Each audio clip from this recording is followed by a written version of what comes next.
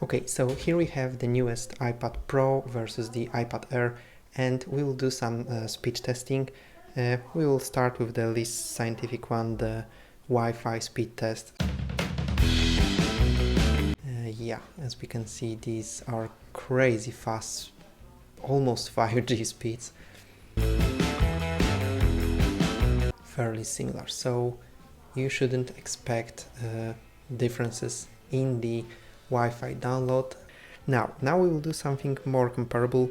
We will check and export in the LumaFusion of my 4K beats review. It's an over 10-minute file, 4K 24 frames per second.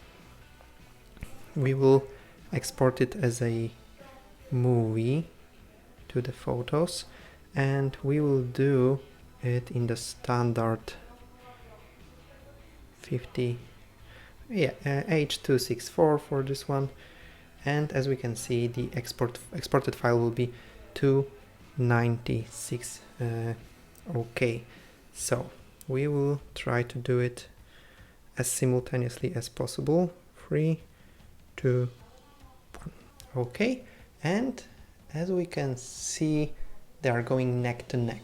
Now the A14 has a faster single core performance versus the A12Z simply has more cores. It has 8 cores, this one has only 6 cores.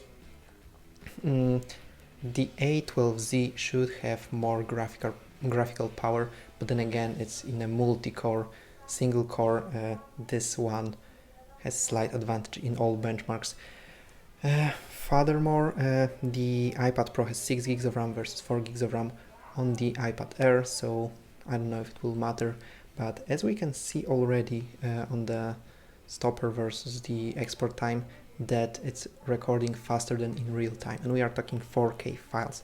And this is actually the reason I went with the iPad Pro as my editing machine, because the LumaFusion is super cheap for what it offers, and the iPad is also super cheap for the speed and portability and battery life. And yeah, and now maybe we can have even better results on a cheaper iPad Air, so we will see. And so far I can tell you that the iPad Air has really performed well. You can check it on my other videos, on my iPad Air review. I linked it here in the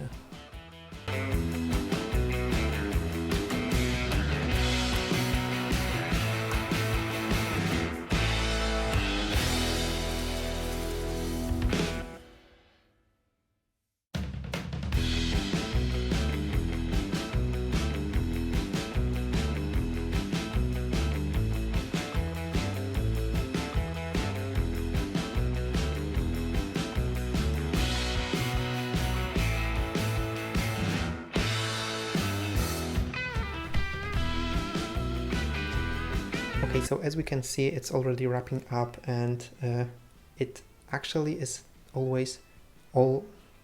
actually twice as fast as in a real time. So this is very impressive.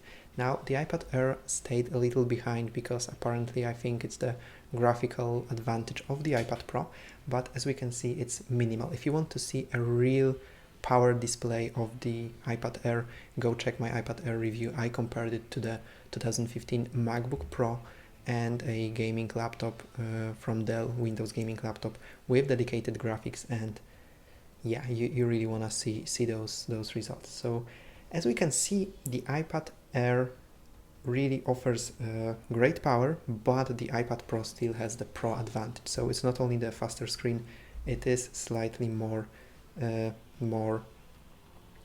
powerful device in general.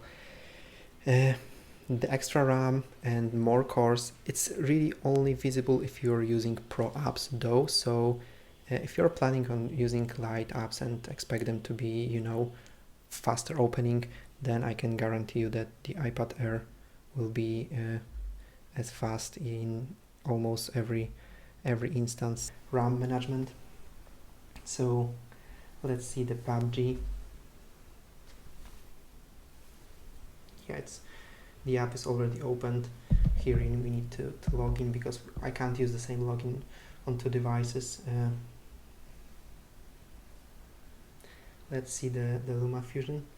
Here, as you can see, I opened quite more apps, but in both cases it is still available to instant preview. Like, it's buttery smooth in the timeline. It's really great. If you want to edit and you are planning on buying a Mac for editing, really should consider an iPad, either of those, with LumaFusion. It's just so great experience. I really recommend it. I bought my iPad just for video editing and I've been loving it. Okay, so another comparison I want to make between those two is in Procreate, because on the iPad Pro, in the Procreate app, if you set up a standard 1080p by 1920 resolution, you can have 250 layers, and I'm curious if it's any different in... Okay, as you can see, the difference is quite staggering. We have 250 layers on the iPad Pro, and we have only 93 on the iPad Air, and it actually may not be due to the RAM difference. I think it's because the Procreate, although the newest version, still treats the iPad Air as the, old Air maybe. Yeah, if you are planning to using Procreate a lot and drawing, etc., I would go with the Pro anyway because of the higher refresh screen. In my opinion, they're both priced perfectly for what they offer. And in case of the Air, it's really great value. In case of the Pro, we have slight diminished return, but it's not like you're paying 200 more for nothing. You have some very tiny benefits that simply may not be a necessity for you, and then cheaper option will be simply better tailored for you. So that's my take on both devices. Give this video a like and subscribe for more content. If you want an iPad Air review, I linked it up in the corner. See you guys in the next one.